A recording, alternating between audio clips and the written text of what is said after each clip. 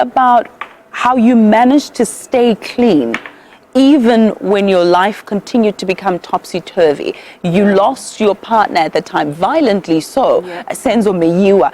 That could have been enough to send you back. Yep, I thought about it. I remember my best friend was with me, like, Tammy, if there was ever an excuse for me to go back to drugs right now, this is it.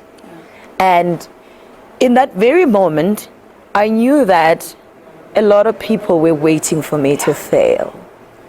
And I said to myself, Kelly, you're going to pass this test with flying colors. I'm going to prove everybody wrong. Because at the end of the day, I didn't just quit drugs because maybe I was unhappy or whatever. It was a personal choice that this is not good for me, and therefore I'm not going to do it. And I'm never going to find solace in drugs. If I need something, if I need comfort, there's God, who has always been there.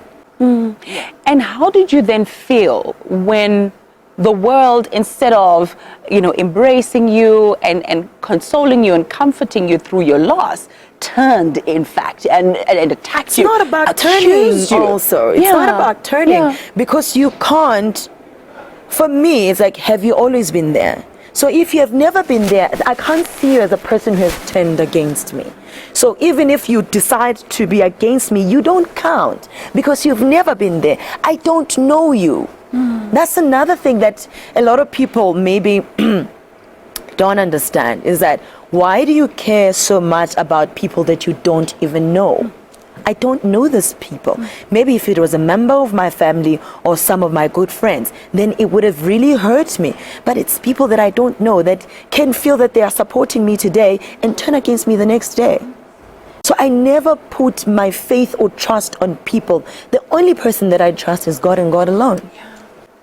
And what did you then make of the reaction or the response of the Meyiwas themselves? You had mentioned in one interview that they're not even worth me talking to you about. They're not even worth my time. I don't know these people. I've never met them, and I don't wish to meet them. So I will not waste my time talking about people that I don't know. Yeah, your beautiful baby girl, also a gift that you got from that relationship. The best thing that God has ever given me outside of my son. I look at her and I'm like, I look at you and forget everything. I love my daughter. What do you say to her, and what do you say to your son about their fathers? Because you had mentioned that they knew Senzo as the dad. He was taken from us, and I say all of us as a country.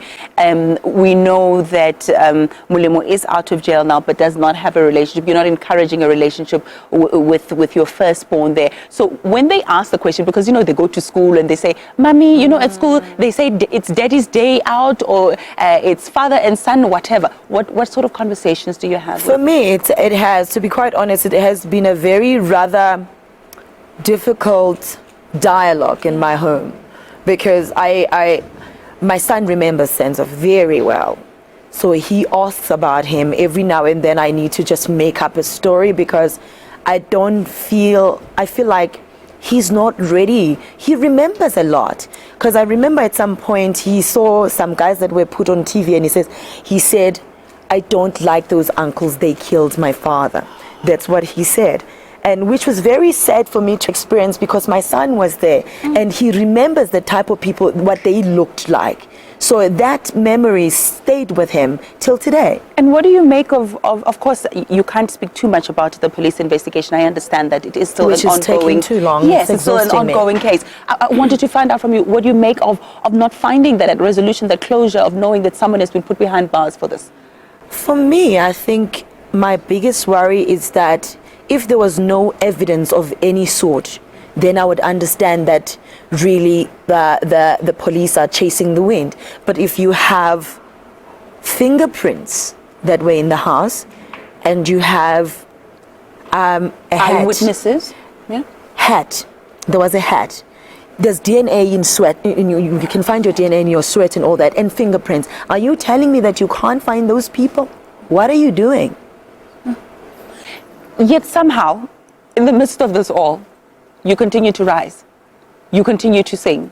You continue to be a mother. You continue to follow your dream. How? It's godly given. The thing is, one thing that people don't understand, I am godly created, and everything that is in me is godly. Whether you agree to it or not, whether you have a negative perception of me, it doesn't matter. God has destined me to be where I am today, or even be further, and it will happen whether you like it or not. There's a higher power that is standing with me. Who are you of the world to fight me? I then look around us. Of course, we're here. By the time this goes to air, it will be on Sunday. But when we're recording at the moment, we're just hours away from your one-woman show. How does that feel? I feel like I'm getting married to my career. I was telling a friend of mine earlier today, I'm like, I feel like I'm getting married. I don't know what will happen to me when I eventually get married, because the feeling will be gone, the excitement. This is what I get excited over. That's just me. I even said to a friend of mine, not even a man will give me the satisfaction that my music does.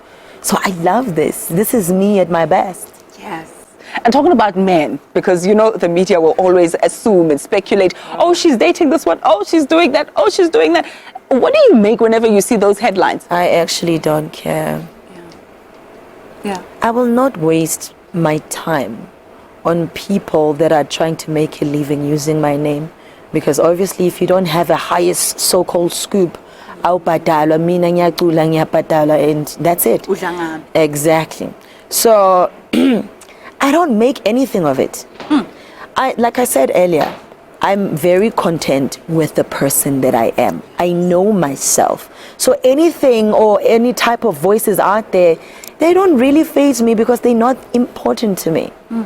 Your career, very important to you. What does the future have in store? What do you have for us? I don't know. I'd be lying if I said I knew. For me, I want to be a world star. That's one thing I'm certain of. How I get there, it is God's choice, and I'm leaving it all in His hands. I never knew I'd be here doing my own show and having a sold-out show. So for me, everything ends, it's all because God wants it to happen. And then your message to women, it's Women's Month. Yep. What would you like to say to them? There's hope for us. So much hope for us. I know we have been trampled on, we have been abused, we've been killed, we've been told that we're not worthy of anything good. But one thing I know, that I am the living testimony that there is hope for women. There is hope for us. Yep. I love it. I would leave it there, except for one thing. Yeah. I heard you doing impersonations when you were with DJ Fresh in the morning, and you were talking, you put on an accent and all of that, and I thought, there's a hidden talent that we didn't know about Kelly. You sounded so convincing. I don't know, you were speaking like you were someone from outside of South Africa and all of that. You have to give us an impersonation. No. At least just one for the road. You have to give us also, that's the problem. I never try to speak like that most of the time, but because you've asked, I am trying. Thank you very much. You are so good. Do you know that?